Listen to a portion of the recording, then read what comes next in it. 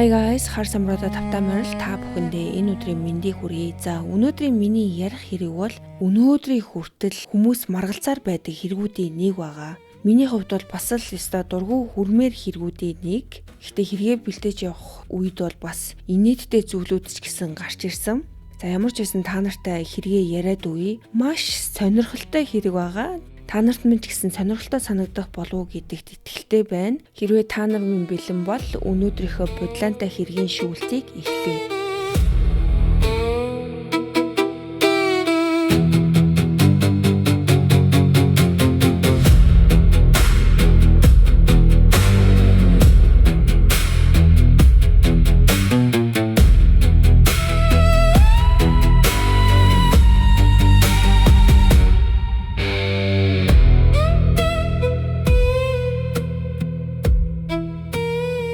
Далаад оны сүүлээр Texas мужийн Wiley хотод бол үнэндээ тийм ч ноцтой муу зүйл тохиолддоггүй байсан. Энэ хот Далласаас хагас цаг орчим зайтай байрладаг. Тухайн үед ойролцоогоор 3700 хүн амтай, маш тайван, нам гүм захын хорооллын амьдралтай, гэр бүлүүд, олон сүм хийд, чимээгүй гудамжуудаар хүрээлэгдсэн газар. Хүмүүсийн амьдрал маш энгийн. Ажилдаа явна, хүүхдүүд сургуультай явна, нэм гарагт сүмдээ явна, бүх зүйл сайхан. Хэсэг хугацаанд өнөөдрийн хэргийн төвд байгаа хоёр эмэгтэйн амьдралч гэсэн яг ийм байсан. За гэхдээ юу болсон талаар та нартай ярихаас өмнө хэн байсан талаар нь та нартай ярьж эхлэе. Хохирогч Barry Eileen Pomeroy бол 50 оны 1-р сарын 9-нд Канзас мужийн Харбор хотод Боб болон Берта нарын гэр бүл төрдөг.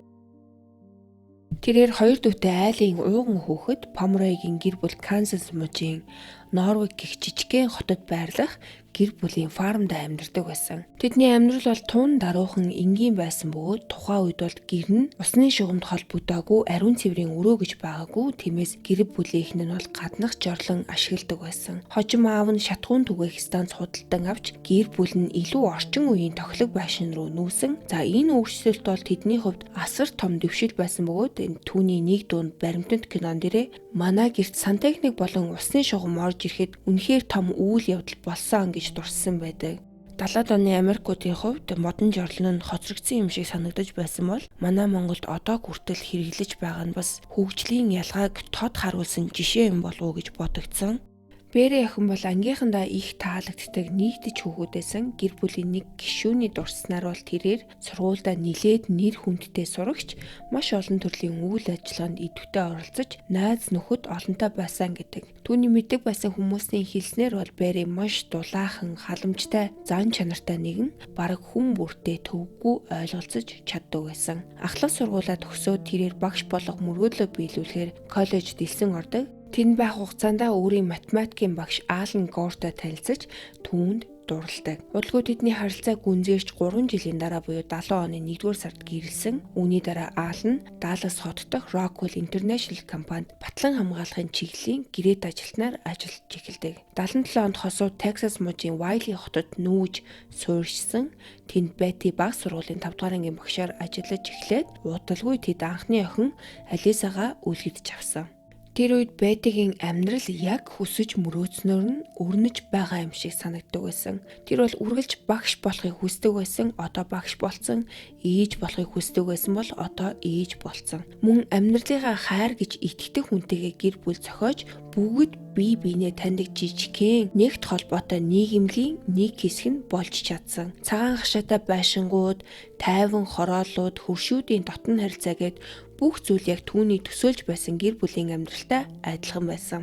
Амьдрал нь тогтвортой, энгийн, аз жаргалтай харагддаг. Гэхдээ тэд Texas мужийн Lucas хот дахь First Methodist гэх сүмд элсний дараа бүх зүйл аажмаар өөрчлөгдөж эхэлсэн.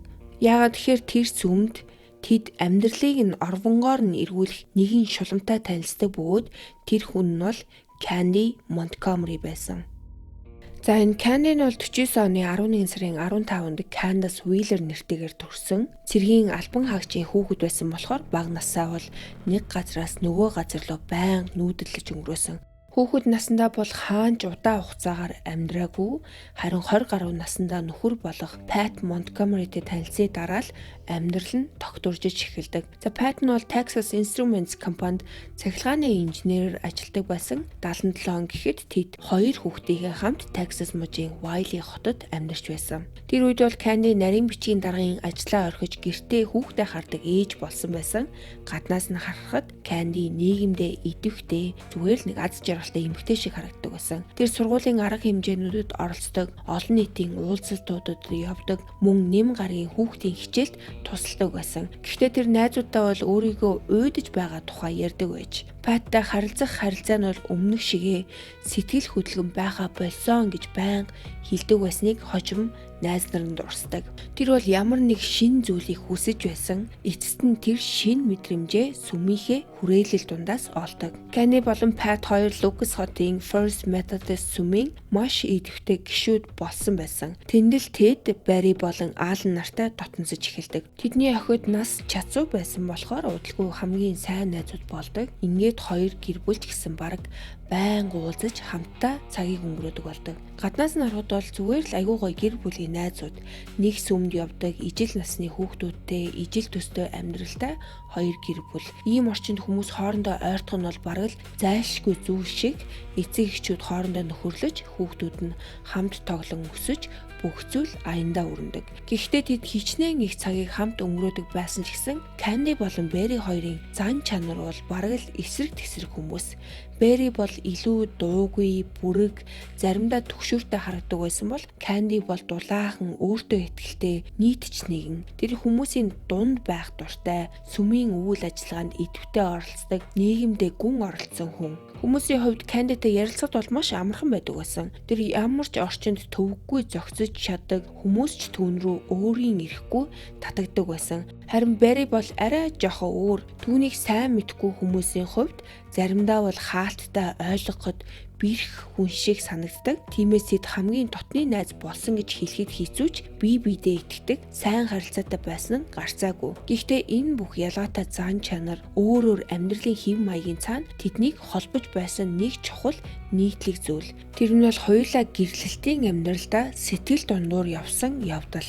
Гэхдээ тухайн үед бол ийм асуудлын талаар хүмүүс бараг ярьдаггүй байсан. Ялангуяа гэр бүлийн амьдралд юу болж байгааг бусдад дэлгэх нь маш хувийн зүйлдээ тооцогддог. Хамгийн дотны найзуудаа хүртэл нөхөртөөгөө ямар асуудалтай байгаагаа ярьдаггүй. Гэрлэлтийн асуудал байлаа ч гэсэн тэрийгэ дотроо хадгалж гаднаа бүх зүйл хэвэн юм шиг харагдуулахыг хичээдэг байсан ийм цаг үе.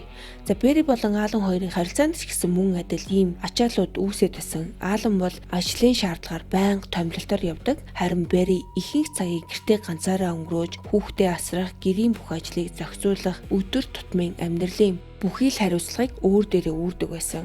За энэ бүхний зэрэгцээ Barry бол хоёр дахь хүүхдээ төрүүлэхийг маш их хүсэж ирсэн. Тэр бүр жирэмслэх хугацаагаа багшийн ажлын хуваартайгаа уялдуулан төлөвлөж бүх зүйлийг аль болох зохион байгуулалтаа байлгахыг хичээдэг байсан. Alan болон Barry хоёрын хувьд бол гэрлэлтийн ихэнх үед байсан тэр хайр дурлал, бие биенээ хараад түрдэг догтлол, нэг гэсэн хүсэл нь бол баг багаар бүдэрч байсан. Өдөр тутмын амьдрал, ажил, хүүхэд, хариуцлагын дунд бол тэдний харилцаа улам бүр хэвшмэл болж заримдаа хамтрагчд гэхээсээ илүүтэйгээр нэг гэр бүлийг авч яваа хоёр хүн шиг мэдрэмж төрүүлэх болсон байсан байна.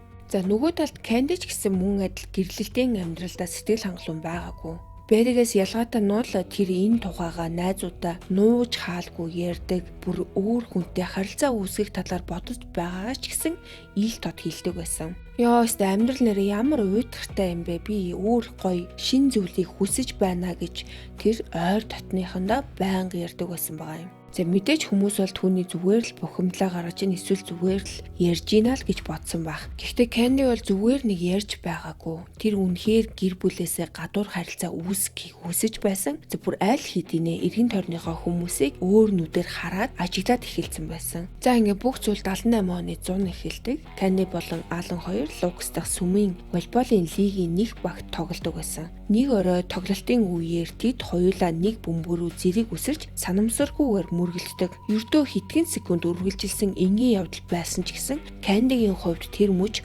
огт энгийн санагдаагүй. Тэр хожим нь Alan-тай мөргөлдөх үед түүний үнэрийг мэдэрч дотроо цахилгаан гүүх мэт хүчтэй мэдрэмж төрсөн гэж ярьсан байдаг. ер нь ийм үед бол хүн болон мөргөлдөөд өвдснөө л санах байх. Гэхдээ Кандигийн санаанд үлдсэн зүйл нь өвдөлт биш, харин аалан байсан. Тэр бүр тухайн мөчөд олон жилийн турш мэдрээгүй догтлолыг мэдэрсэн гэж хэлдэг. Тэр өдөр Кандигийн дотор ямар нэг зүйл өөрчлөгддөг. Үүнээс өмнө бол тэр ааланд нэг их анхаарал хандуулдаг байгаагүй. Аалан бол нам гүм, даруухан зантай, олонний анхаарлын төвд байдаг хүн байгаагүй. Гэхдээ тэр волейболын тоглолтын дараа Канди түүнийг өөрөөр харж эхэлсэн. Удалгүй тэр татагдал нь үл томсорлож болохооргүй хэмжээнд хүрдэг. Тэгээд хэдэн 7 хоногийн дараа Канди эхний алхмыг хийдэг. Нэг өрөө найрал дууны бэлтгэл дууссаны дараа тэр аалны машин дээр очиж зорчигчийн талын хаалгыг онгоолгоод дотогш бүхийг өөд түүнд өөрийнх нь талаар бодож явдгаад түүнд татагдаж байгаагаа үүнийг мэдээсэй гэж хүснээ шулуухан хэлцдэг. Тэгээд хэлэх гэсэн бүхнээ хэлснийхээ дараа хаалгыг нь хаагаад зүгээр л цаашаа яваад өгдөг. Үүний дараа тэд хоёулаа юу ч болоогүй юм шиг аашилдаг. Гэхдээ үүнээс хэдэн 7 хоногийн дараа Канди дахин нэг алхмыг хийдэг. Нэг орой волейболын бэлтгэл дуусны дараа тэд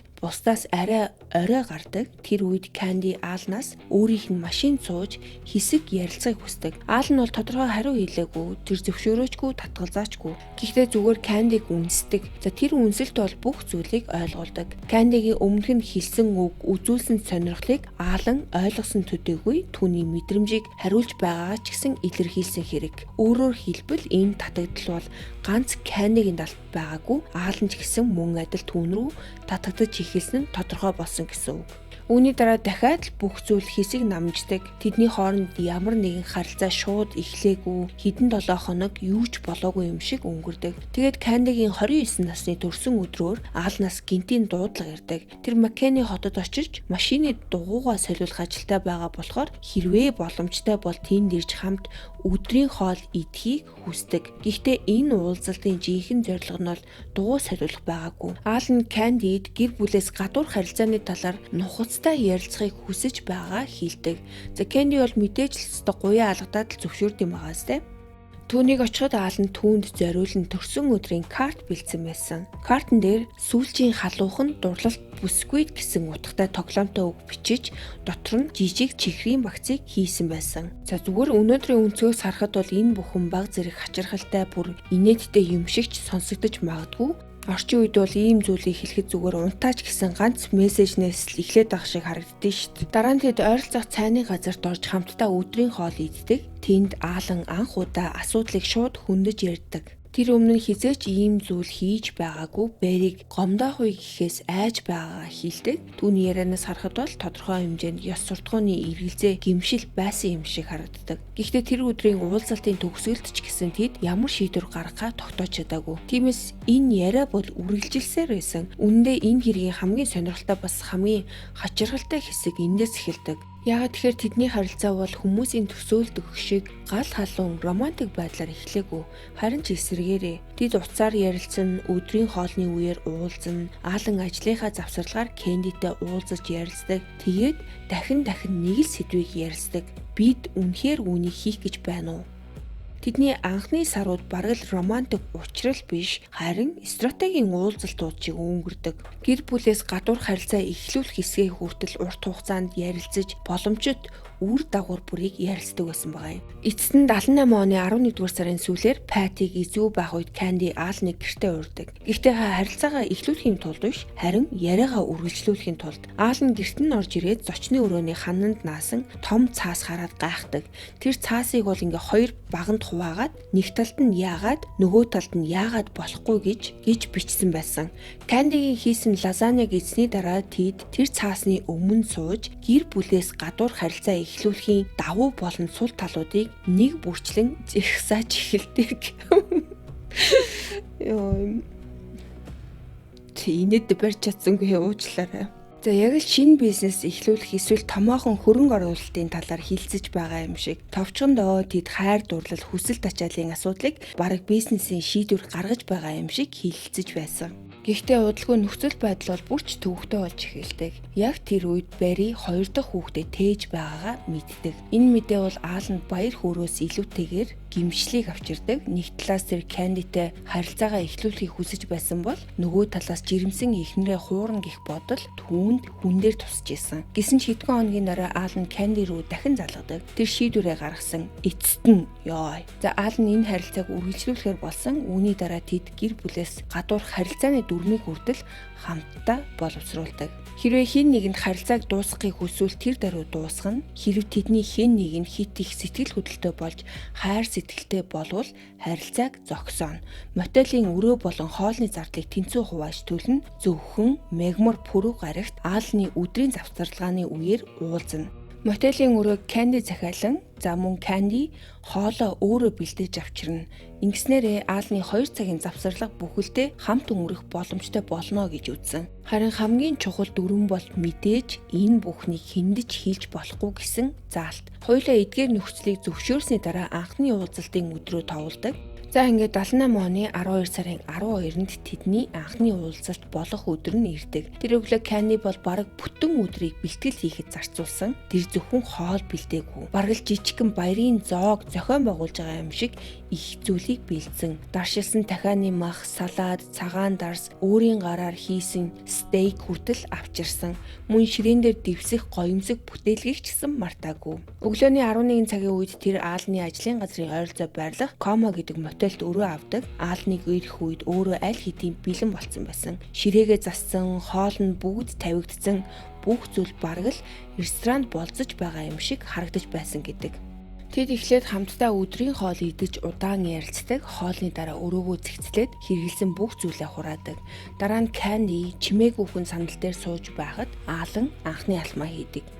Ингээд тэдний олон сарын турш ярьж төлөвлөж эргэлзэж байсан зүйл нь эцэстээ бодит болдог. За тэр өдрөөс хойшоо тэдний харилцаа албан ёсоор бүрэн эхэлсэн гэсэн. Удалгүй тэд тогтмод уулздаг болсон. 2-7 хоног тутам уулзах бөгөөд Candy бараг үргэлж тусгаалan бэлдсэн янз бүрийн гоё хоолнуудыг авчирдаг байсан. Тэд хамтаа хооллож, дар сууж, урт хугацаагаар ярилцдаг. Ингэсээр тэдний харилцаа аажмаар өөрийн гэсэн химнэлтэй болж эхэлдэг. Энэ айгүй сонирхолтой. Яагаад тэгэхээр Candy бол өөрөө нэг хэвийн амьдрал нэг давтагдсан хэв маягийг үзэн яддаг хүн байсан ч гэсэн энэ харилцаа нь тодорхой цагийн хуваарьтай тогтсон дэг журамтай байсан. Тэгэхээр бол түүний үзэн яддаг зүйлийг л хийсэн байгаа байхгүй юу? За гэхдээ цаг хугацаа өнгөрөх тусам Аланд бол гэмшлийн мэдрэмж улам хүчтэй төрж эхэлсэн. Ялангуяа Беригийн төрөх хугацаа ойртох тусам тэр өөрийгөө улам эвгүйгээр мэдэрдэг болсон. Тэрээр эхнэрийнхээ төрөлтийг өнгөрөөчихвэ гэж хүртэл санаа зовж байсан. Нэг талаас жирэмсэн эхнэр нь гэртээ байхад нөгөө талаас өөр эмэгтэйтэй тогтмол уулзаж байгаа нь түүнд хүн дээр тусаж эхэлсэн. Үндэ энэ гэмшил бол зөвхөн Аланд ч байгаагүй, Candyд ч гэсэн байсан. Гэсэн ч тэд харилцаагаа шууд дуусгахад бэлэн байгаагүй. Тиймээс 2-7 хоног тутмын уулзалтууд үргэлжилсээр л байсан. Харин энэ бүхний зэрэгцээ бүр ч хачиргалтай зүйл болж исэн. Яг тэр үед Candy өөрөө Barry зориулж гинтийн baby shower-ыг хүртэл зохион байгуулдаг. Өөрөөр хэлбэл тэр Barry-гийн найзын дүрээ хадгалсаар байсан. Гаднаас нь харахад бүх зүйл хэвэн юм шиг. Barry-тай уулзна, баяр хүргэн, хүүхдэн төрхтөн бэлдэн, найзынхаа төлөө санаа тавьж байгаа юм шиг аашилдаг. Гэхдээ мэдээж нөгөө талд бол тэр Barry-гийн нөхөртэй нууц харилцаатай байсан. Baby shower-ын өдөр бол Candy Barry-д сүмийн найрал дууны хамт олонны оройн зоог болно гэж хэлсэн. Гэхдээ Barry-г очиход бол түүнийг гинтийн баяр хүлээж исэн. Хаалгаар орж ирээд бүх зүйл өөрт нь зориулагдсан болохыг ойлгох үед Barry-гийн царай гэрэлцэн гэж тухайн өдөр хамт байсан хүмүүс хожим дурсдаг. За бүх зүйл үнэхээр сайхан болдог. Зочид хөгжилдөн ярилцаж, инээлдэж, Barry-д бэлэг өгч удахгүй төрөх хүүхдийг нь хамтдаа тэмдэглэсэн. Тэр өрөөнд байсан хинч гэсэн тухайн мөчид үнэн хэрэгтээ юу болж байгааг мэдээгүй. Хинч Candy болон Алан хоёрын нууцыг төсөөлөжгүй. Гэхдээ цаг хугацаа өнгөрөх тусам тэдний харилцаа ч гэсэн мөн өөрчлөгдөж эхэлдэг. Эхэндээ бол сэтгэл хөдлөж байсан тэр зүйл аажмаар өнгөө алдаж эхэлдэг. Алны хувьд гэмшлийн мэдрэмж улам бүр хүчтэй болсоор байсан. Тэр жирэмсэн эхнэрээ бодох бүртээ өөрийгөө буруутгаж эхэлдэг. Харин Candy-гийн хувьд нөхцөл байдал өөрчлөгддөг. Анхны догтлол, нууцлаг мэдрэмжүүд нь аажмаар алга болоод өмнө нь сэтгэл хөдлөм санагддаг байсан уулзалтууд нь за одоо бараг бол зүгээр л үүрэг юм шиг санагдах болсон. Нэгэн цагт сэтгэл догтлуулж байсан харилцаа аажмаар ажил шиг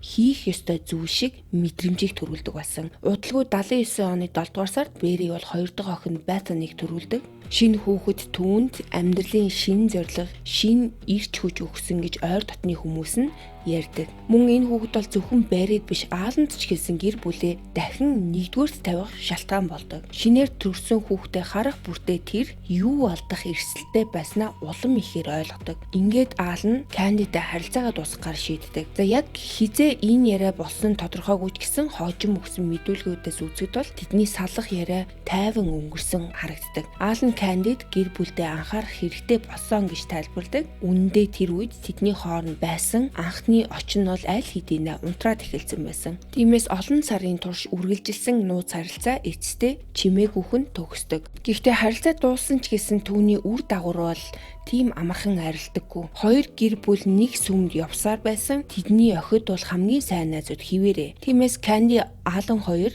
бараг 7 хоног бүр таарлах шаардлагатай болдог. Гаднаас нь харахад бол тэд энгийн соёлтой харилцаагаа үргэлжлүүлж исэн. Харин бодит байдал дээр тэднийг насан турш нь холбож болох тэр нэгэн нууц хамт үлддэг. 79 оны сүүл гэхэд Бэри бол нэраа хүүхдтэй амьдралдаа дасах гэж хичээж байсан. Гаднаас нь харахад энэ үе аз жаргалтай юм шиг харагдаж байсан ч гэсэн ойр дотны хүмүүс нь түүнийг бол маш их ядарч туйлдсан байсан гэж хожим ярьдаг. Тэр нэг нэраа хүүхэд дээрээс нь нэг бага насны хүүхдийг асарч байсан. Аалан ажиллаар байнга явдаг байсан учраас олон зүйлийг ганцаараа зохицуулах шаардлагатай болдог байсан. Бэри бол төрсний дараах сэтгэл гутралаас болоод им хүртэл хэрэгжилж исэн. За дээрээс нь энэ нойргүй байдал ч гэсэн түүнд хүн дээр тусаж эхэлдэг. За яг энэ үед тэр Аалны талаар илүү анхааралтай ажиллаж эхэлсэн.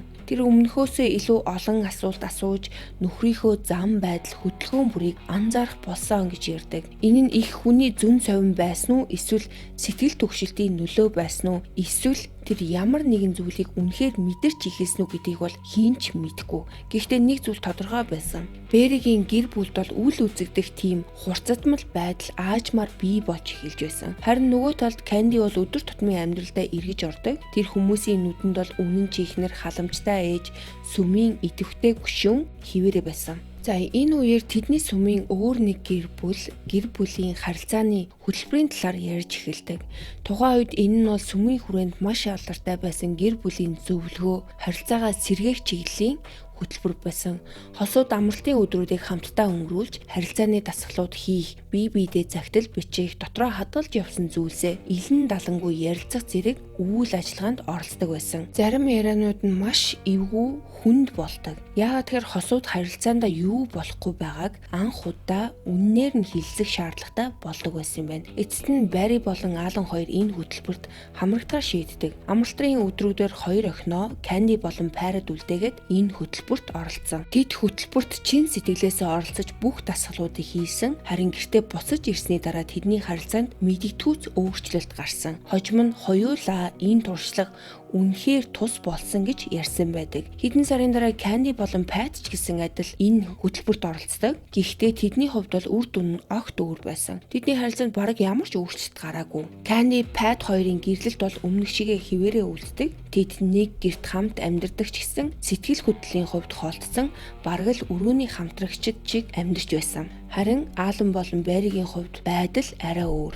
Шин төрсөн хүүхэд, гэрлэлтийн хөтөлбөр, гэр бүлээ авч үлдэх хүсэл зэрэг олон зүйл нийлээд тэдэнд дахин эхлэх боломжийг өгсөн юм шиг харагддаг. Тэд харилцаагаа аврахыг үнэхээр хүсэж байсан. Гэхдээ нэг том асуудал үлдсэн хിവэрэ байсан. Аалан Бэрид босон бүх үннийг хэлээгүй тэр Кандитай үүсгэсэн харилцааныхаа талаар бол огт дурсаагүй. Канди ч гэсэн мөн адил чимээгүй үлдсэн. Ингээд бүх зүйл 80 оны 6 сарын 13-ны өглөө хүртэл далд хിവэрэ байсан. За тэр өдөр бол Баасан гарагтай бүр 13-ны Баасан гараг байсан. Яагаад энэ өдрийг онцолж ийн гэхээр одоо манай монголчууд ихэнхдээ бол 2 дахь өдрийг айгу муу өдөр гэж ярьдаг те. За тэрэн шиг Христийн шашинтай барууныхны хувьд бол 13-ны өдөр Баасан гарагтай давхцад хүмүүс бол ерөнхийдөө азгүй өдөр гэж үздэг. За өглөө нь бол Вайли хотод бол бусад өдрүүдийн адил эхэлдэг. Кандигийн өмнө маш завгүй өдөр хүлээжсэн. Тэр сүм дээр хүүхдийн найрал дууны тоглолтод туслах ёстой байсан бөгөөд дараа нь охиноо усан цэлэлтийн хичээлд нь хүргэх төлөвлөгөөтэй байсан. Оройн гэр бүлэрээ тухайн үед шинээр нээлттэй хийсэн Star Wars киног үзэхээр төлөвлөж байсан. Тэр өглөө Кандигийн охин, Беригийн том охин Алисаг хамт кино үзээд дараа нь гэрт нь хонож болох хэсгийг асуудаг. Канди зөвшөөрсөн ч гэсэн эхлээд Беригээс зөвшөөрөл авах шаардлагатай байсан. Мөн хэрвээ Алиса усан сэлэлтийн хичээлтэй хамт явах бол усны хувцас авах хэрэгтэй байсан юм байна. За тиймээс Канди Беригийн гэрлүү очихоор шийддэг. Тэр эхлээд охиноос сүмдэр буулгаж өгөөд тэнд байсан хүмүүст удахгүй эргэж ирнэ гэж хэлдэг. Ингээд Беригийн гэрлүү хөдөлдөг. За мөн замдаа Target дэлгүүрээр орж Parrot зориулсан аудион өдрийн мэнчилгээний карт авах төлөвлөгөөтэй байсан юм байна. Үүндээ энэ бүх ажил нийлээд ер нь бол хамгийн ихтэл 20 минут орчим үргэлжлэх ёстой байсан. Өглөө 10:30-ийн орчимд Канди Беригийн гэрийн хаалгыг тогшдог. Хаалгыг Бери өөрөө онгойлгодог. Тэр өглөө бол Алан Миннесота мужид руу ажлын томилтоор явсан байсан болохоор гэртээ байгаагүй. Бидний мэдэж байгаараа эхэндээ бол бүх зүйл хэвийн байсан юм шиг харагддаг. Канди яагаад ирснээ тайлбарлахад Бери түүнийг гэртээ урьдаг. Гэхдээ дараа нь тэр байшингийн дотор яг юу болсон бэ гэдг нь энэ хэргийн хамгийн маргаантай асуултуудын нэг. Яагаад тэгэхээр дараагийн үйл явдлуудын талаарх мэдээллийн ихэнх хэсэг нь Кандигийн өөрийнх нь мэдүүлэг дээр тулгуурладаг. Кандигийн ярьснаар бол эхэндээ тэд хэдэн минут зүгээр л жирийн зүйл ярьж суусан. Гэтэл удалгүй нөхцөл байдал огцом өөрчлөгдсөн. Бери түүнээс шууд асуудаг. Тэр Аалантай харилцаатай байсан уу гэж. Канди бол ерөөсөө худлаа хэлээгүй. Тэр харилцаа байсан гэдгийг хүлээн зөвшөөрсөн ч аль хэдийнэ дууссан, санаа зовох зүйл байхгүй гэж тайлбарладаг. Кандигийн мэдүүлгээр бол үүний дараа Бери өрөөнөөс түр гардаг. Хитгэн хормын дараа эргэж ирэхдээ гартаа сүх барьсан байсан гэж Канди ярьсан. Түүний хэлснээр Бери түнд Аалнаас хол байхыг анхааруулад Кандиж дахин уулзахгүй гэж амласан гэж мэдүүлсэн. Мөн тэр зодтолтыг хүсэхгүй байгаагаа дахин хэлж нөхцөл байдлыг намдаахыг оролцсон гэдэг. Гэхдээ Кандигийн хэлснээр бол нөхцөл байдал яг энэ мөчөөс хяналтаас гарч эхэлдэг. Түүний хэлснээр Бери эхэлж сүхээр дайрсан, тухайн өдөр шаахаа өмсөн байсан болохоор Канди бултаж амтсан ч гэсэн сүх хөлийнх нь эрхийг хурууг шүргэж зүссэн. Үүний дараа хоёр эмэгтэй хооронд ширүүн тэмцэл өрнөж тэд байшингийн хит хитэн өрөөгөр дамжин ноцолдсон гэж мэдүүлсэн. Эцэст нь тэр Беригийн гараас сүхийг булааж аваад эндээс энэ хэрэг бол үнэхээр аимшигтай болж эхэлдэг. Яагаад тэгэхээр Кандигийн тайлбарлаж байгаагаар бол бүх зүйл өөрийгөө хамгаалах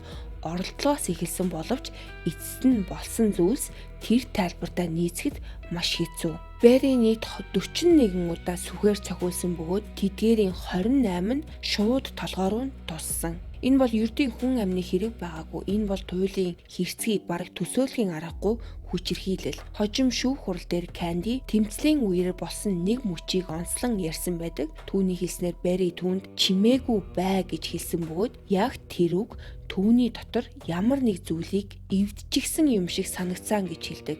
Кандигийн тайлбарснаар энэ үг бол гинэт бага насных нь аимшигтай дурсамжийг нь сэргээсэн. Хүүхэд байхдаа шилний хилтерхий нүрийг нь зүсгэд өвдсөндөө орилж ихэлсэн ч ээж нь түүнийг тайвшруулахын оронд чимээгүй бай гэж загнаж байсан дурсамж тэр мөчөд эргэж орж ирсэн гэдэг. Түүний хэлснээр бол Бери яг тэр үгийг хэлэхэд өөрийгөө хянах чадвараа бүрэн алдсан. Үүний дараа тэр зогсолтгүй цогсоор байсан. Хөл рүүн, бие рүүн, нүүрлүүн дахин тэр бүр биеийн хүчин шавхагдаж сүх өргөх тэнхэлгүй болох хүртлээр цогсоор байсан гэж мэдүүлсэн. Шүүх хурлын үеэр шүүх эмнэлгийн эмч доктор Винсент энэ хэргийн хамгийн аимшигтай баримтуудын нэгийг танилцуулдаг. Түүний дүгнэлтээр Бери 41 цохилтын 40-ийн үеэр амьд байсан. Өөрөөр хэлбэл бараг бүх цохилтын турш түүний зүрх цохисоор байсан гэсэн үг. Энэ нь бол Бери хэдхэн секундын дотор нас бараагүй, харин маш удаан, маш хэрцгий халдлагыг бараг бүхэлд нь амьд сэрүүн байдалтай туулсан байж болзошгүй гэсэн үг. Бүх зүйл дуусгаад Бери өөрийн гэрийн угаалгын өрөөний шалан дээр амьгүй хэвдэж байсан бөгөөд Канди цусаар бүрхэгдсэн чигээрээ дээр нь зогсож байсан. Тэр үед байшингийн өөр хэсгээс Беригийн бяцхан охины үлгий дотроос уйлах чимээ сонсогдож байсан гэдэг. Гэхдээ үүнээс хойш болсон зүйлс олон хүний хувьд халдлагаас дутгааргүй цочирдом санагддаг. Хэрвээ бүх зүйл Кандигийн ярьсан шиг өөрийгөө хамгаалах явцад болсон бол ихэнх хүн шууд цагдаа дуудана гэж бодно. Халдлагад өртснөө мэдэгдэж түргэн тусламж дуудаж болсон явдлыг газар дээр нь тайлбарлахыг оролдох байсан. Гэхдээ Канди ерөөсөө тэгээгүй. Тэр цагдаа дуудаагүй, түргэн тусламж дуудаагүй, хөршүүдээс тусламжч хүсээгүй. Юу хийсэн гэж Барригийн угаалгын өрөөнд орж шүршүүрт орсон. Тэр бие дээр цусаа угаагаад зүсэгцэн хөлийн хурундаа шархны лент наагаад дараа нь цэвэр хувцас өмссөн. Тэгээд юу ч болоогүй юм шиг гэрээс зүгээр гараа явцсан. Үүнээс хойшоо болсон зүйлс гэсэн ойлгоход айгүй хэцүү. Кенни гэрээс гармагцаа сүмдэр очиж охиноо аваад төлөвлөсний дагуу усан сэлэлтийн хичээлд нь хүргэж өгдөг. Дараа нь гэртээ хараад оройг гэр бүлийнхэнтэйгээ өнгөрүүлсэн. Тэр өдөр Кеннитэй таарсан хүмүүсийн хинэн ч түүнээс ямар нэгэн сандарсан, зочирсан эсвэл айж түгшсэн шинж анзаараагүй гэж мэдүүлсэн. Тэр хэвийн байсан, хитрхи хэвийн байсан гэх хүнч байдаг. Гэхдээ хүмүүсийн хамгийн их цочирдаг зүйл үүгээр дуусаагүй. Тэр өдөр үдээс хойш Канди дахин сүм рүү буцаж очдог. Тэр хүүхдүүдэд зориулсан хөтөлбөрт туслахаар очсон. Өөрөөр хэлбэл хэдхэн цагийн өмнө Барриг хүнээсэн гэх эмэгтэй одоо хүүхдүүдийн дунд сууж тэдэнтэй хамт дуулж сүмийн үйл ажиллагаанд оролцож байсан гэсэн үг. Гэхдээ тэнд байсан хүүхдүүдийн дунд Барригийн том охин Алиса ч гэсэн байсан. Алиса бол тэр өдрийг бараг бүхэлд нь Кандитай өнгөрөөсөн ч гэсэн ээжд нь юу тохиолсныг огт мэдээгүй. Харин нөгөө талд Барригийн бага охин нэг нас ч хүрээгүй бяцхан охин гэртээ ганцаараа өлгийдөө хөвтөж ээжигээ дуудаж уйлж байсан ч гэсэн туслахаар ирэх хүн байгаагүй. Энэ хооронд Миннесота руу томилдоор явсан Аалан өдөржин эхнэрлүүгээ залгаж исэн. Гэхдээ хинч утас аваагүй. Эхэндээ тэр бол нэг санаа зовоогүй байж магадгүй. Гэхдээ цаг өнгөрөх тусам байдал улам бүр төгшүүртэй санагдаж эхэлдэг. Ялангуяа Барри нэраа хүүхэдтэй гэртээ байгаа үед уцаа авахгүй байна гэдэг бол түүнд хачирхалтай санагдсан. Тэр орой Аалан Кандирыг хүртэл залгасан. Канди түүнд өглөө гэрээр нь орсон тухайга хэлсэн бөгөөд өөрийг нь гарах үед Барри зүгээр байсан гэж тайлбарласан. Мөн дээрэс нь Алиса өөрийнх нь гэрт аюулгүй байгаа гэж хэлдэг. Гэхдээ орой болох тусам Аалны санаа зовнил улам нэмэгцээр байсан. Эцэст нь оройн 10-аас 11 цагийн хооронд хөрш Ричард руугаа уцтаж гэрээр нь орж Барриг шалгахыг хүсдэг. Тэр Ричардд шаардлагатай бол хаалгыг эвдээд чамаагүй дотгошоо орж болно гэсэн зөвшөөрлийг хүртэл өгсөн. Ричард удалгүй гэрлүү нь очдог. Очоод харахад бол гаражны хаалга нь онгорхой, байшингийн зарим гэрэл нь асаалттай байсан. Гэхдээ тэр бол гэрлүү бүрэн орж шалгаагүй. Гаднаас нь харахад хин нэгэн гэртээ байгаа юм шиг санагдсан болохоор бүх зүйл хэвийн байгаа байхаа гэж бодоод буцсан. Хожим Аалан түүн рүү дахин залгаж нөхцөл байдлыг асуухад Ричард үнэндээ гэрлүү орж Барритай уулзаагүй гэдгийг хэлдэг. Мэдээж энэ хариулт бол Ааланд хангалттай санагдаагүй. Тиймээс тэр өөр хөршүүд рүүгээ залгаж эхэлсэн. Тэдний нэг нь сайн дурын гал сүнөөгч Лестер гэх хүн байсан. Аалан энэ удаа Лестер болон Ричард хоёрыг хамт очиж гэрийг нь бүрэн шалгаж өгөхийг хүсдэг. За тэр үед бол нилээд орой болцсон байсан. Ингээд Лестер болон Ричард хоёр дахин гэрлүү нь очдог. Тэд хаалга тогшсон ч хинч хариулаагүй. Гэхдээ энэ удаа гаднаас нь нэг зүйл сонсогдсон. Тэр бол охины уйлах чимээ. Тиймээс тэд гэрлүү ордог. Тэдний хамгийн түрүүнд хийсэн зүйл бол хүүхдийг хайж одох байсан. Азар харин Бэсаныг өөрийнх нь өрөөнөөс олдог. Тэр бол хөвцөн хിവэрээ нүүр нь уйлсаар байгаад улаацсан хоолой сүйцэн байсан. Мөн бохирж өвхтэйгээ олон цаг болсон нь маш тодорхой харагддаг. Тэр дүр зураг бол үнэхээр зүрх өвтгөн. Ричард охиныг өлгийнөөс нь аваад эхнэр дээрээ аваачид өгдөг. Харин дараа нь хоёр эрэхтэй байшин дотор үргэлжлүүлэн хайж эхэлдэг. Өрөөнүүдээр явж байх тусам тэд нэг зүйлийг ойлгож эхэлдэг. Энэ байшинд ямар нэг аимшигтай зүйл болсон нь тодорхой байсан. Тэмцлийн уул мөр бол энд тэндгүй харагдчихсэн. Эцэст нь тэд угаалгын өрөөний гадна очиход бол хаалга нь хаалттай байсан. Лестер хаалгыг болгоомжтой онгойлгож дотог шагаах үед тэдний хамгийн муу айдас нь үнэн болох нь тэр. Шалан дээр асар том цусны нуурын дунд Барри дээш харан хөвтөж байсан. Түүний ойролцоо цус болсон сүх хөвтөжсэн. Сүхний иш болон ир нь хоёулаа цусаар бүрхэгдсэн байсан бөгөөд харсан хэн бүхэнд бол энэ нь халтанд ашигласан зэвсэг болох нь ойлгомжтой байсан. Үүнийг харсан Лестер тэр даруй Аалан руу залгадаг. Гэхдээ тэр цочролд орсон байсан болохоор буруу үг хэрэглэж Барри буудуулсан бололтой гэж хэлдэг. Хожим хүмүүсийн үдснээр бол Лестер үнэндээ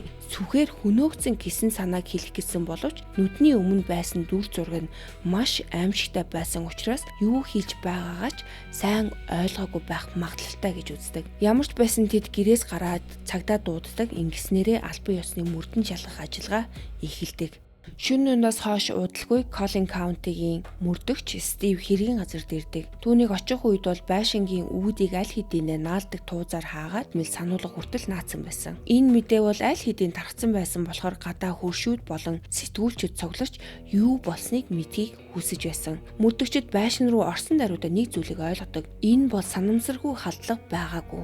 Хүчээр нэвтэрсэн ямар ч улмөр байгаагүй, хаалга цонх эвдэгдээгүй, мөн гэрээс алга болсон юу ч байгаагүй. Харин халдлагын хэрцгий шинж чанарыг харахад бол энэ хэрэг маш хувийн сэдэлтэй байх магадлал өндөр байсан. Угаалгын өрөөнд дотор байсан дүр зураг бол туршлагатай мөрдөгчдийг хүртэл цочроохоор байсан гэдэг. Беригийн бие бол маш хүнд гэмтэл авсан. Нүүрнийх нь нэг хэсэг бараг танигдахааргүй болсон. Биеийн олон хэсэгт гүн шархнууд үүссэн байсан. Ханын дэргэд цустай сүх налсан хിവэрэ байсан бөгөөд энэ нь халдлагад ашиглагдсан зэвсэг мөн гэдэгт мөрдөгчд ерөөсөө эргэлзээгүй. Гэхдээ тэдний анхаарлыг татсан өөр нэг зүйл байсан. Беригийн нэг гуйны доороос цустай хөлийн мөр илэрдэг.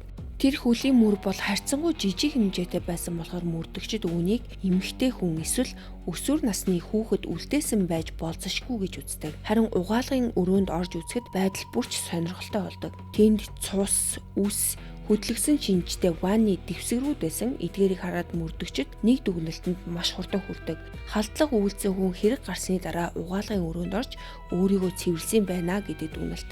Тэнд 35 мм-ийн хальс болон $20 мөнгөн нэвсгэрт ил харагдах газар хэвтчихсэн. Энэ нь мөрдөгчдийн өмнөх таамгийг бол улам баталгаажуулдаг. Хэрвээ дээрэн байсан бол мөнгө хамгийн түрүүнд алга болох байсан. Гэтэл мөнгө нь байранда хүчээр орсон уул мөр байгаагүй, гэрээс юу ч аваагүй.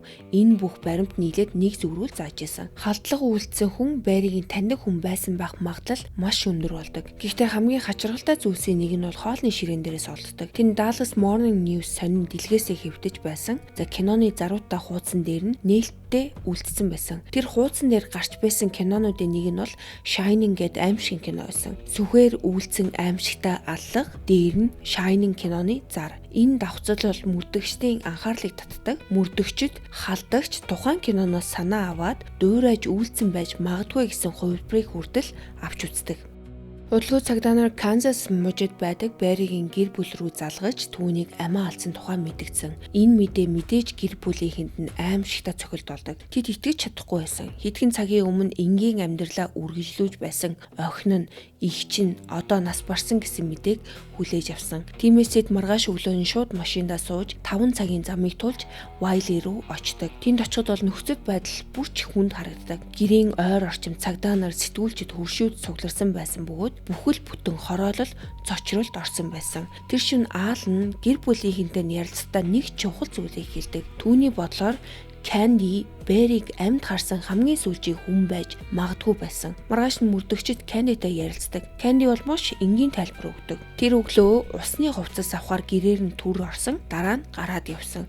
Эхэндээ мөрдөгчд бол түүнд итгэсэн. Үннийг хэлэхэд тэр үед Candy бол ерөөсөө гол сэжигтэн шиг харагдаагүй. Candy-г жижиг биетэй эмэгтэй гэж тодорхойлдог байсан бөгөөд Берид учирсан аимшигт гэмтлийг хараад олон хүн ийм жижиг биетэй хүн ийм зүйл хийж чадна гэдэгт эргэлзэж байсан. Гэсэн хэдий ч тэр Бериг амьд харсан хамгийн сүүлийн хүмүүсийн нэг байсан болохоор мөрдөгчд түүний хурууны хээг авсан. Мөн тэд Аалныг ч гэсэн нарийн шалгаж эхэлдэг. Түүний зам байдал бол мөрдөгчдийн анхаарлыг татдаг. Зарим хүмүүсийн хэлснээр тэр хитрхи тайван, сэтгэл хөдлөлгүй юм шиг харагдаж байсан гэж хэлдэг. Тиймээс мөрдөгчд түүнээс дайсан байгаа эсэх, гэр бүлээс гадуур харилцаа байсан эсэх талаар асуудаг. Аалан бол эхэндээ ямар ч харилцаа байгаагүй л гэж мэддэг. Тэр хурууны хэгээ өгөхийг зөвшөөрч худал илрүүлэгчийн шалгалт өгөхөд ч бэлэн байсан. Гэхдээ хамгийн чухал зүйл бол халдлага болох үед Аалан Миннеаполис руу нисэж явсан нь батлагдсан. Түүнд онгоцны тасалбар, зочид буудлын баримтууд, түүнийг харсан гэрчүүд бүгд байсан. Бүх зүйл яг цаг хугацааны хувьд таарч байсан. Халдлага болох үед Texas байгаагүй тодорхой болох үед мөрдөгчд бүр захиалгад аллагч байж магадгүй гэж үздэг. Гэхдээ энэ онол бол удалгүй асуудалтай тулгардаг. Учир нь мөнгөөр хүн хөлсөлж алуулах үед ихэвчлэн хурдан, цэвэрхэн аллага гардаг. Нэг сум, нэг халдлага. Харин энэ хэрэг бол тийм байгаагүй. 41 удаагийн сүхний цохилт бол захиалгад аллагын хэв маяг биш, харин маш хувийн, маш их уур хилэн шингэсэн халдлага юм шиг харагдчихсэн. Харин маргааш өглөө нь Аалан дахин мөрдөгчтэй холбогддог. Энэ удаа тэр үннээ хэлдэг. Тэр Candy-тай гэр бүлээс гадуурх харилцаатай байсан гэдг гэдгээ хүлээн зөвшөөрсөн. Дараа нь тэр Берийг алсан эсэх эсвэл алуулах захиалга өгсөн эсэх талаарх худал илрүүлэгчийн шалгалтыг давсан. Ингэснээрээ мөрдөгчд түүнийг үндсэн сэжигтний жагсаалтаас аажмаар хасдаг. Гэхдээ хэрэг үүгээр намжаагүй. Хэдэн хоногийн дараа Беригийн гэрийн утас дуугардаг. Энэ удаа бол хөршин байгаагүй. Утасны цаана байсан үл таних эрэгтэй хүн би түүнийг алсан гэж хэлдэг. Тэр бол үүгээр зогсоогүй. Тэр мөн Беригийн охинд хүртэл занал хийлдэг. Мэдээж гэр бүлийнх нь бол айдас давтаж эхэлдэг. Цагдаа нар хэрвээ тэр хүн дахин залгавал аль болох удаан яриулж утсан дээр барихыг зөвлөдөг. Дараагийн удаа залгахад Беригийн ах Рон утсыг авдаг. Тэр аль болох яриаг сунгаж нөгөө хүнийг шугам дээр байлгахыг оролддог. Энэ хооронд мөрдөгчд дуудлагыг мөрдөж чадсан. Гэхдээ үр дүн нь бол санаанд оронгүй байсан. Дуудлага сэтгцэн имлгээс ирж исэн. Тэр хүн машин ч үгүй байсан бөгөөд имлгээс огт гараагүй нь тогтоогдсон. Тэр зүгээр л утасны лавлах номноос Беригийн дугаарыг олоод анхаарал татахын тулд худлаа ирж исэн. Ингээд цагдаа нар тухайн байгууллагаас ирэх дуудлагуудыг хааж энэ мөрийг бүрэн хэрэгсэхгүй болгосон. Харин удалдаггүй лабораторийн шинжилгээний хариунууд ирж цагдаа нарт хурууныхээ бэлэн болдог. Тэд Кандигийн хурууны хээтэй харьцуулж үзэхэд тэд бүгд Кандигийн хурууны хээтэй таарч байсан. Үүгээр ч зогсоогүй. Хэргийн газраас олдсон жижиг хэмжээтэй цустай хөлийн мөрч гэсэн Кандигийн гутлын хэмжээтэй яг таарч байсан. Харин аалантаа үүсгэсэн нууц харилцааны ил болсны дараа мөрдөгчд анх удаа тодорхой сэтлийг олж хардаг. Одоо тэдэнд зөвхөн нотлох баримт биш, боломжит шалтгаанч гэсэн байсан. Хардалт, уур хилэн, өшөө хорсол. Ингээд мөрдөгчд Кандиг дахин байцаалт нь дууддаг. Тэр ихэндээ бол өмнөх түүхээ давцаар л байсан. Гэхдээ мөрдөгчд хурууны хээ, хөлийн мөр, харилцааны талаарх мэдээлэл зэрэг бүх нотлох баримтыг өмнө нь дэлгэн тавихад нөхцөл байдал өөрчлөгддөг. Тэр үед Канди хэргийн газарт байсан гэдгээ хүлээн зөвшөөрдөг. Гэхдээ алга үйлснээ биш, өөрийгөө хамгаалах явцад Берийг алсан гэж мэдүүлдэг. Үүний дараа хууль сахиулагчид түүнээс дахин худал илрүүлэгчийн шалгалт өгөхийг хүсгэд Канди татгалздаг. Удалгүй тэр өмгөөлөгч хөлсөлсөн. 80 оны 6 сарын 27-нд Бери амиа алдснаас 2-7 хоногийн дараа Кандиг албан ёсоор хүн амны хэрэгт ял төлөвлөж хэрэг үүсгэдэг. Ингээд Канди өмгөөлөгчдийнхөө зөвлөсний дагуу сайн дураараа очдог. Түүнийг камерын өмнө баривчилж эрхийг нь уншиж танилцуулаад шоронд хүргэдэг.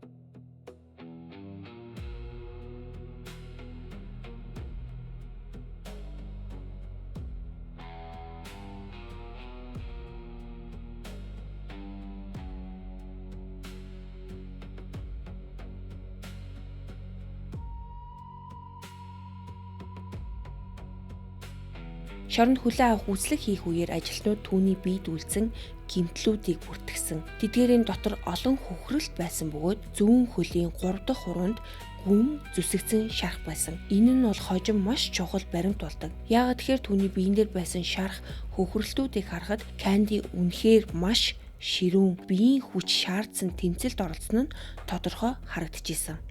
Ингээд Вайли хотын тайван нам гүм амьдрал оронгоороо иргэдэг. Энэ бол хүмүүс хаалгаа төгжихгүй орхидог, хөршүүдтэй бүрэн итгэдэг, бараг хүн бүрэн бие биенээ таньдаг ийм жижиг нийгэмлэг. Гэтэл одоо тэр нийгэмлэгийн хамгийн танил, хамгийн их хүндлэгддэг гэрийн эзэдээ нарын нэг нь өөр эмэгтэйг өөрийнх нь гэрт сүхээр хөнөөсөн хэрэгт буруутгад гэж байсан. За мэдээж энэ хэрэг бол маш хурдан үндэсний хэмжээний анхаарал татсан хэрэг болдог. 80 оны 10 дугаар сард Кандигийн шүүх хурал эхэлсэн. Түүний сонгосон өмгөөлөгчд ч гэсэн хүмүүсийн анхаарлыг татдаг. За эхний өмгөөлөгч нь бол Дон Краудер гэдэг хүн. Тэр бол Кандигийн сүмийн найз байсан бөгөөд Аллен хотын захиргааны өмгөөлөгчөөр ажилладаг. Харин хоёр дахь өмгөөлөгч нь Роберт гих дөнгөж 27 настай залуу байсан.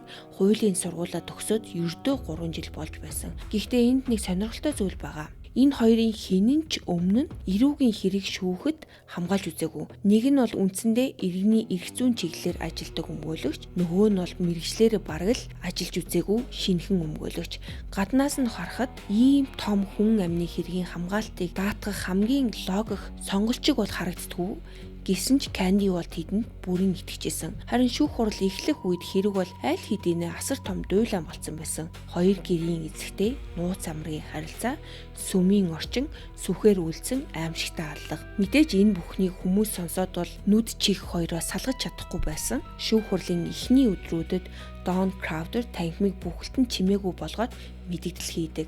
Тэр бол Candy-г бол Barry-г сүхээр хүнөөсөн гэдгийг бол нуухыг ерөөсөө оролдоогүй, харин шууд хүлээн зөвшөөрдөг. Гэхдээ нэг чухал зүйлийг нэмж хэлдэг. Түүний хэлснээр Candy бол үүнийг өөрийгөө хамгаалах зорилгоор хийсэн гэдэг. Ингээд өмгөөлийн талын бүх стратеги бол энэ нэг санаан дээр төвлөрсөн.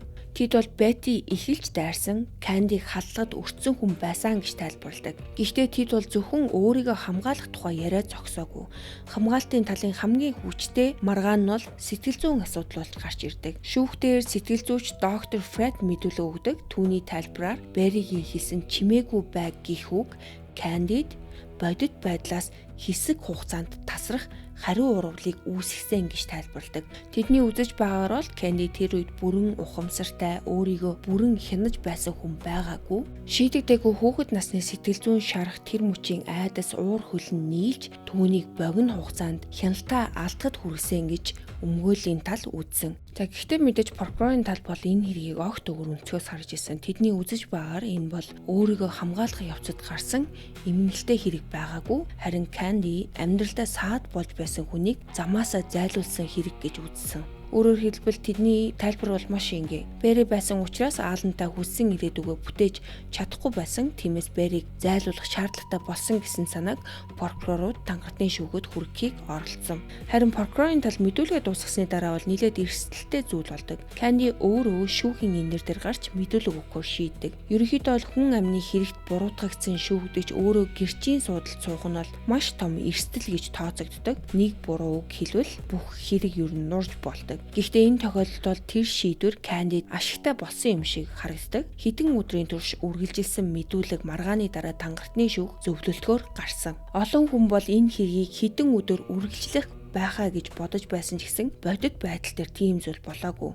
Тэд ердөө 3 цаг орчим хэлэлцээд ингээд 80 оны 10 сарын 30-нд шийдвэрийг зарладаг. Candy өөрийгөө хамгаалсан гэсэн үндэслэлээр гин буруугүй тогтоогдсон. За харин буруугүй гэдгийг сонсмогцоо шүүхийн танхим дотор байсан хүмүүс бүр орилж, чаралж, бүү өдр гэж янз бүрийн реакшн гаргаж ирсэн байгаа юм. 9 эмэгтэй 3 эрэгтэйгээс бүрдсэн тангартны бүрэлдэхүүн хамгааллын талын тайлбарыг хүлээн зөвшөөрсөн. Тэд хэлэхдээ прокурорын тал бол Candy тухайн өдөрт Barry-г алах зорилготой байсан гэдгийг нотолж чадаагүй гэж үздэг. Мөн прокурорын гол сэдэв болсон Candy Alan-д хайртай хിവэрэ байсан гэх онолж хангалттай хүчтэй харагдаагүй гэж үзсэн. Яагаад тэгэхээр харилцаа нь бол хэдэн сарын өмнө дууссан байсан. Тэрч бүхэл Alan-ы мэдүүлгийг оролцуулаад олон гэрчийн хэлснээр Candy бол аль хэдийн амьдралаа үргэлжлүүлсэн мэт харагдаж байсан гэж үзсэн. Ингээд Candy шүүхийн байрнаас эрхчлөөтэй хүн болж гардаг. Гэхдээ мэдээж хүн бүр бол энэ шийдвэртээ санал нийлээгүй. За мэдээж Barry-гийн гэр бүл болон түүнийг дэмждэг хүмүүсийн хувьд энэ шийдвэр бол сүрэл шиг л байсан. Тэдний бодлоор Candy хүн алсан атлаа шийтгүүлээгүй үлдсэн. Зарим нь бол прокурорын багийнчсан буруутгадаг. Тэд хэргийг хитрхи ойлгомжтой байна гэж үзээд өөрсдөдөө хит итгэсэн улмаар хэрийг зөв стратегиэр танилцуулж чадаагүй гэж шүүмжилдэг. Үнэхээр ингээд яг цаасан дээр харахад бол бүх зүйл тодорхой юм шиг санагдаж магадгүй. Гэхдээ шүүх танхимд зөвхөн с ิจ биш эргэлзээгүй нотлохоо шаардлагатай байдаг болохоор прокурорууд тэр босхийг давж чадаагүй. Шүүх хурлын дараа Candy амьдралаа шинээр эхлүүлэхийг оролцсон. Гэхдээ мэдээж юу ч өмнөх шигээ болоогүй. Нэгэн цагт түүнийг халуун дотноор хүлээн авдаг байсан Wiley-гийн нийгэмлэг бол одоо түүнийг өөр нүдээр хардаг болсон. Хэдхэн сарын дараа Candy болон Pat хүүхдүүдээ аваад Georgia муж руу нүүсэн. Удалгүй тэдний гэрлэлт ч гэсэн төгсөл болж хэдэн жилийн дараа тэр хоёр албан ёсоор салсан. Мөн Candy өөрийн нэрийг өөрийн төрсөн нэр болох Candace Wheeler рүү буцааж өөрчилдөг. Хамгийн сонирхолтой нь тэр дараа нь сэтгцийн эрүүл мэндийн зөвлөхөөр ажиллах болсон. Олон хүний хувьд бол энэ нь шүүхийн шийдвэрээс дутгааргүй гайхмаар мэдээ. Яагаад тэгэхээр улс даяар дуйлан тарьсан хүн амны хэргийн гол дүр болсон хүн дараа нь бусдад сэтгэл зүйн зөвлөгөө өгч эхэлсэн гэсэн үг. Өнөөдөр тэр 70 гаруй настай олонний нүдээс хол амьдралтай байдаг. Харин Алан бол шүүх хурлын дараахан дахин ирсэн энэ шийдвэр нь мэдээж Берригийн гэр бүлийнхэн таалагдаагүй. Тэд түүнийг хитрхи хурдан бүх зүйлийг мартсан гэж үздэг. Үүний зэрэгцээ Алиса болон Бethany хоёрын асран хамгаалах эрхийг Беттигийн эцэг эхт нь олгосон. Ингээд хоёр охин Канзас мужид өвөө эмээг гар дээр өссөн. Хожим тэд аавтайгаа дахин холбоо тогтоож насанд хүрсэн хойно түүнтэй харилцаагаа сэргээсэн. Мэдээлүүдтэй зүгцэд бол хоёр охин хоёулаа утга учиртай, тогтвортой амьдралыг бүтээж чадсан. Харин хамгийн бага охин Bethany-гийн түүх бол хүмүүсийн сэтгэлийг хамгийн хөдлөдөг. Ээж нь амиа алдсан тэр өдөр 1 нас ч хүрээгүй үлгийдөө ганцаараа уйлж байсан бяцхан хүүхэд байсан. Гэхдээ хожим тэр ээжийнхээ мөрөөр явж багш болсон гэдэг. Олон 10 жил өнгөрсөн ч Берригийн гэр бүлийн хувьд энэ хэрэг бол хизээч үнэхээр дуусаагүй.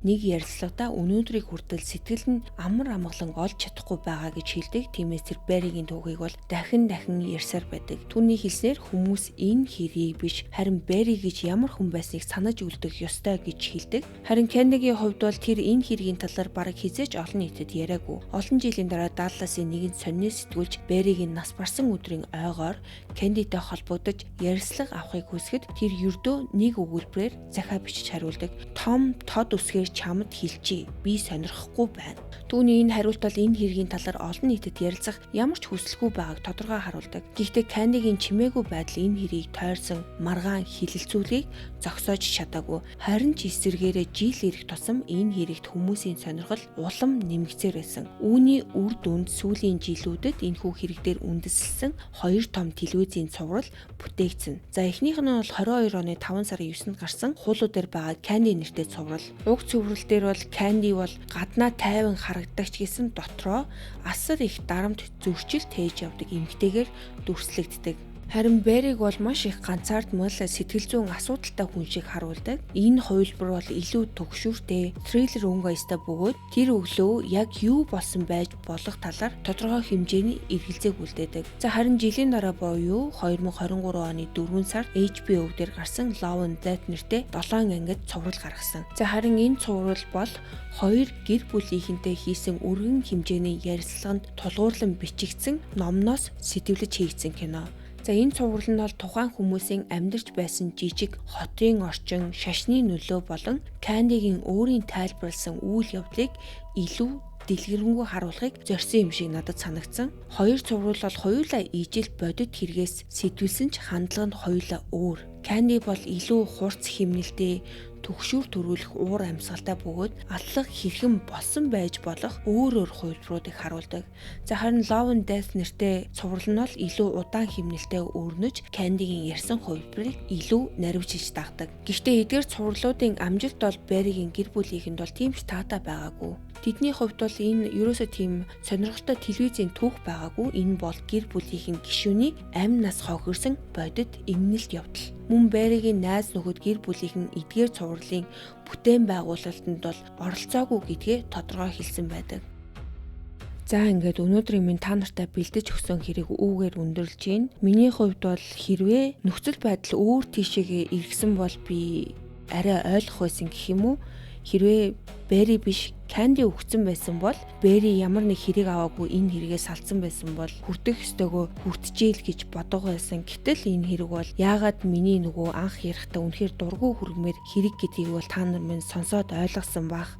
Хүний нөхөртэй явуултан, эхнэрийн наална, тэгээд эцэст нь ямар нэгэн хариуцлага хүлээхгүй юу ч болоогүй юм шиг амьдралаа үргэлжлүүлдэг. Тэгээд одоо хүртэл амьд тэгж ботгоор амар дургүй хүрмээр. Миний хувьд бол энэ хэрэгээс харагддаг хамгийн том зүйл бол энэ гэр бүлээс гадуур харилцаа бол хизээч хоёр хүний хоорондын асуудал бишээ гэдгийг харуулсан зүйл. Ердөө хоёр хүний биеийн таашаал идлэх гэсэн харилцаа шиг ихэлсэн зүйл эцэстээ нэг хүний амь, хоёр хүүхдийн ирээдүй хит хитэн гэр бүлийн амьдралыг үрд өөрчилж байгаа юм. За мэдээж бүх гэр бүлээс гадуур харилцаа бол ийм эмгэнэлтэй төгсгөлтэй байдаггүй. Гэхдээ хизээж сайн зүйл авчирдаггүй. Заримдаа гэр бүл салдаг, хүүхдүүд хохирдог, хүмүүс насан туршдаа авч явах шархтаа үлддэг. За энэ хэрэг бол үүний жишээ юм шиг надад санагдсан. Та нарт минь жоохон ч гэсэн хүн чанарын хилтерхий байдаг бол надтай адилхан бодох байхаа гэж бодож байна. Өнөөдрийнхөө дугаарыг эхнээс нь дуустал нь сонссон та нартай баярлалаа. Дараагийнхаа дугаараар уулзлаа.